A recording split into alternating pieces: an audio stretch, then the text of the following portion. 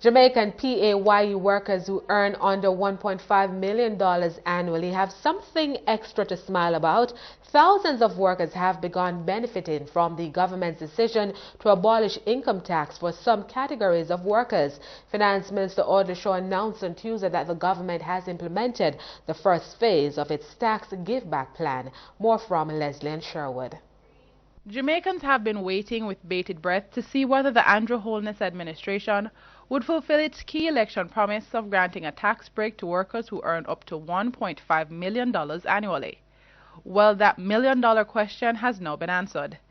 Since last week, hundreds of Jamaicans have been commenting on social media and public talk shows about the notable increase they have seen in their salaries. On Tuesday in Parliament, Finance Minister Audley Shaw made the grand announcement amidst heckling opposition members who have been against the plan. Mr. Shaw explained that the government has implemented the first phase of the tax break promised to the PAYE workers.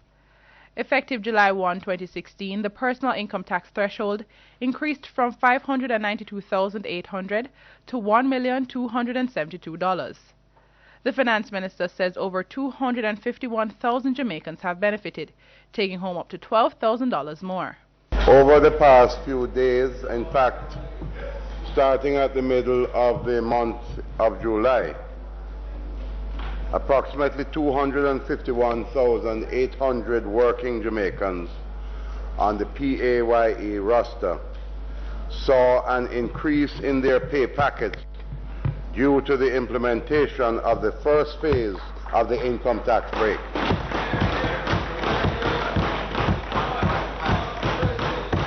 On July 1, 2016, there was an increase in the annual general personal income tax threshold from $592,800 to $1,272,000. $1,272,000. The second phase of the government's tax break will be implemented on April 1, 2017, and will see the threshold being increased to $1.5 million. Mr. Shaw notes that the tax break policy was intended to ensure Jamaicans have more money to spend. He urged citizens to use the extra funds wisely, taking into account back-to-school expenses and other obligations. And will see the personal income tax threshold moving to $1.5 million. As part of the tax reform, the government has begun the shift towards indirect taxes.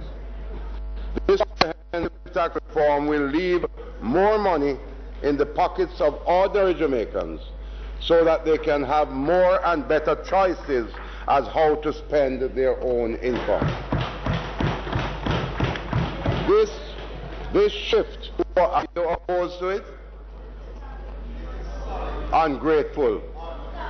This shift towards indirect taxes, away from direct taxes, such as personal income tax, is consistent with global trends and enhances economic growth. As we move to more collectible indirect taxes, the government will ensure that the most vulnerable in our society is protected. In taking note of the increased take-home pay for scores of public sector and private sector workers, I urge workers to spend their extra money responsibly, taking into account back to school and other obligations. Meanwhile, the finance minister reiterated the government's intention to move from direct to indirect taxes, a move the International Monetary Fund, IMF, has described as bold. Shaw hopes the extra funds awarded to PAYE workers will boost morale and in return heighten levels of productivity. And in putting back more into their pockets, Mr. Speaker, we are expecting in return higher levels of personal productivity at the workplace. Whether they work in the public or private sector, Mr. Speaker, this is the beginning of the road from poverty to prosperity.